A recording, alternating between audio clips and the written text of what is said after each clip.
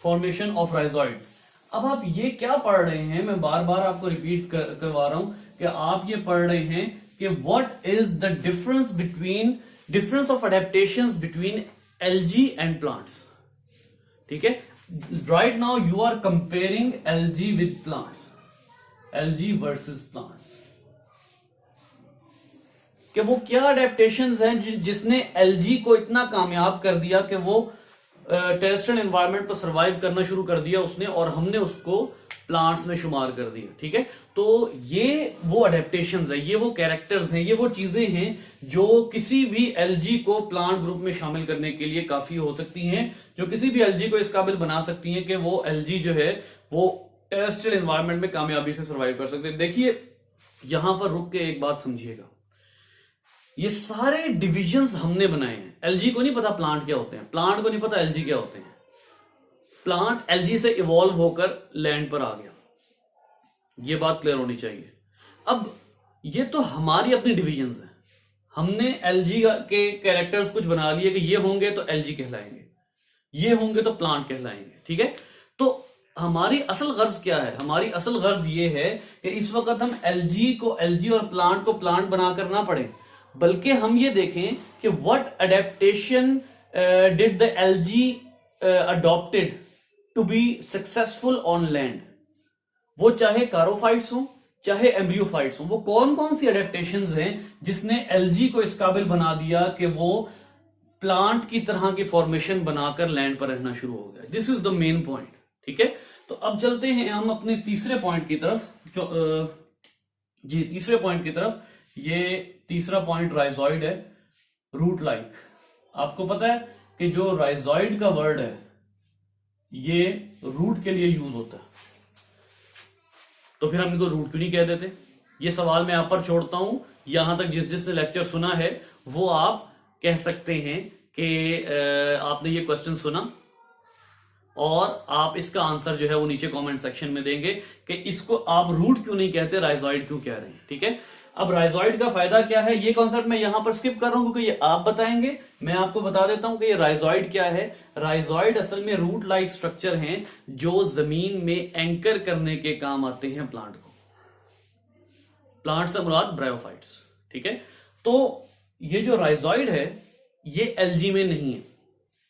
LG के पास जो चीज उसको एलजी को जमीन में जो है वो एंकर करती है, that is hold fast.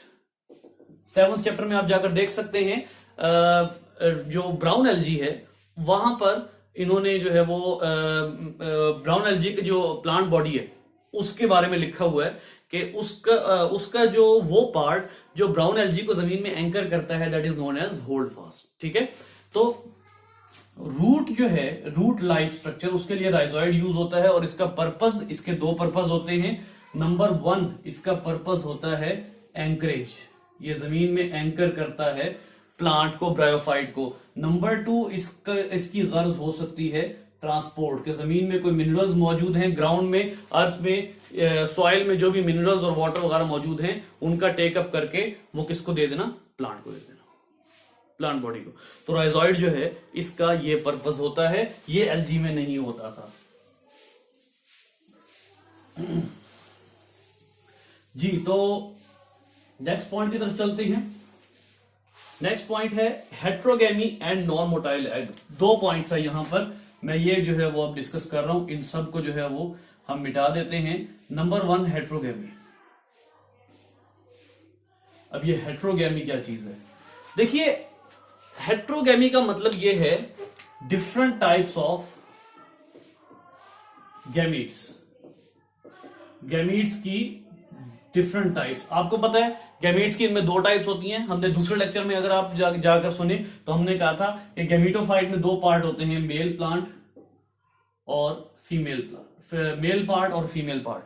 Male part जो है वो स्पर्म बना रहा है, फीमेल पार्ट जो है वो एग बना रहा है। ये बात हमने सेकंड लेक्चर में की हुई है। तो फिर हेट्रोगेमी यहां मेंशन करना क्यों जरूरी था? देखिए एलजी में सेक्सुअल रिप्रोडक्शन होती है, वंस अगेन एलजी में सेक्सुअल रिप्रोडक्शन होती है, but there is no difference of sexes. Algae में मेल फीमेल पार्ट नहीं होता। ये जो एल्जी, फंजाई, बैक्टीरिया, इनमें मेल और फीमेल का कॉन्सेप्ट नहीं होता। इनमें प्लस माइनस का नाम दे देते हैं हमको। जैसे फंजाई में आप 8वें चैप्टर में जाइगोमाइकोटा में पढ़ेंगे कि एक स्ट्रेन, दो स्ट्रेन आपस में जो है वो सेक्सुअल रिप्रोडक्शन कर रहे हैं, तो एक को हम प्लस कह देते हैं, दूसरे को माइनस कह देते हैं। वहां वर्ड यूज होता है स्ट्रेन, कि फलां स्ट्रेन न्यूक्लियस भेजता है तो उनमें फर्टिलाइजेशन हो जाती है। फॉर एग्जाम्पल मैं आपको एक और एग्जाम्पल से समझाता हूं। 7वें चैप्टर में आप पढ़ा करते हैं सीलिएट्स। सीलिएट्स में जब कॉन्जुगेशन होती है तो सीलिएट्स जो हैं वो ज्यादातर हैप्लॉइड होते हैं, ठीक है। सीलिएट्स अपना अपना न्यूक्लियस जो है वो डिवाइड करते हैं और दोनों अपना अपना न्यूक्लियस जो है वो दूसरे ऑर्गेनिज्म में भेज देते हैं। कॉन्जुगेशन का आपको पता है ना, इसको हम हॉरिजॉन्टल ट्रांसफर कहते हैं। तो उनमें अगर ऑर्गेनिज्म न्यूक्लियस ट्रांसफर कर रहा है तो आप ये नहीं कहेंगे कि फलां ऑर्गेनिज्म मेल है, फलां फीमेल है। एल्जी में भी मेल और फीमेल पार्ट का फर्क नहीं होता, लेकिन यहां हेट्रोगेमी में, हेट्रोगेमी का क्या मतलब है कि इसके दो डिफरेंट पार्ट्स हैं, दो डिफरेंट टाइप से गैमीट्स हैं। ये एक बहुत बड़ी बात है, क्योंकि इनमें उनमें भी गैमीट्स की, जैसे मैंने आपको कहा कि सीलिएट्स या एल्जी वगैरह क्या करते हैं, न्यूक्लियाई एक्सचेंज कर लेते हैं। फंजाई भी क्या करते हैं, न्यूक्लियाई मिला लेते हैं। आपने प्लाज्मोगेमी और कैरियोगेमी पढ़ा हुआ है। इनके अंदर जो डिवीजन होती है, इनके अंदर जब गैमीट्स आते हैं तो एक गैमीट का स्ट्रक्चर टोटली डिफरेंट होता है और दूसरे गैमीट का स्ट्रक्चर टोटली डिफरेंट होता है। You know what I am talking about, sperm और एग। स्पर्म बहुत छोटा है, एग अच्छा खासा बड़ा सेल है। तो हेट्रोगेमी का मतलब यह है कि मेल और फीमेल एग का कॉन्सेप्ट आ गया है। इसका यह मतलब नहीं है कि गैमीट डिफरेंट हो गए। गैमीट तो डिफरेंट होते हैं, बाकियों में भी होते हैं, लेकिन मेल गैमीट और फीमेल गैमीट का प्रॉपर कॉन्सेप्ट आ गया है इन्हीं प्लांट्स के अंदर, ठीक है। और दूसरी बात क्या होती है, नॉन मोटाइल एग। ये बात मैंने पहले लेक्चर में कही थी, पहले और दूसरे लेक्चर दोनों में ये बात हुई थी कि जो मोटाइल एग है वो पिछले ऑर्गेनिज्म में हो सकता था कि वो मोटाइल होता, लेकिन प्लांट्स के अंदर स्ट्रिक्टली नॉन मोटाइल एग होगा। एग प्लांट बॉडी से बाहर नहीं जाएगा। सेकंड लेक्चर अगर आपको याद हो, मैंने आपको कहा था कि आर्चिगोनियम जो है, एग आर्चिगोनियम में डेवलप होगा और डेवलप होकर अपने ऊपर क्या बना देगा, स्पोरोफाइट। सेकंड लेक्चर जो है वो जरा अपने ज़हन में रखिएगा। तो इसका क्या मतलब हुआ कि स्पर्म एंथ्रीडियम से निकलता है, आर्चिगोनियम में जाके एग को फर्टिलाइज करता है। एग वहां से बाहर नहीं आता बल्कि वहीं पे अंदर ग्रो हो जाता है। That means the egg will retain and it will be non motile, right. So next point पर चलते हैं। मल्टी सेलुलर होते हैं। अच्छा, इनमें किसकी बात हो रही है, एम्ब्रियो की।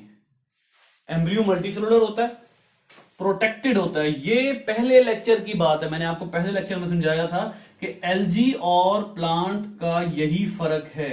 एल्जी और प्लांट के बहुत शार्प डिफरेंसेस में से एक डिफरेंस है that algae does not protect it's embryo while plant do. Plant जो है वो अपने एम्ब्रियो को प्रोटेक्ट करता है। रिटेन्ड का क्या मतलब है, वो एम्ब्रियो उसकी बॉडी में रहता है। जैसे अभी हमने कहा नॉन मोटाइल एग है, वो आर्चिगोनियम के अंदर ही रहेगा। तो एग जब फर्टिलाइज हो जाता है तो वो जाइगोट बन जाता है, और वही जाइगोट जब आगे डिवीजन शुरू करता है तो वो क्या कहलाता है, वही जाइगोट एम्ब्रियो कहलाता है। तो इसका क्या मतलब हुआ कि एम्ब्रियो अंदर रहेगा और अंदर ही डेवलप होगा। उसके बाद एक और चीज जो आपको डिटेल में पढ़ने की जरूरत नहीं है, अगर आपने ये कॉन्सेप्ट डिटेल में पढ़ना है then go and listen the lecture number 2। बहुत डिटेल में ऑल्टरनेशन ऑफ जनरेशन डिस्कस हुई है। सिर्फ एक बात यहां पर जो है वो जरूरी है कि इट डज नॉट अकर,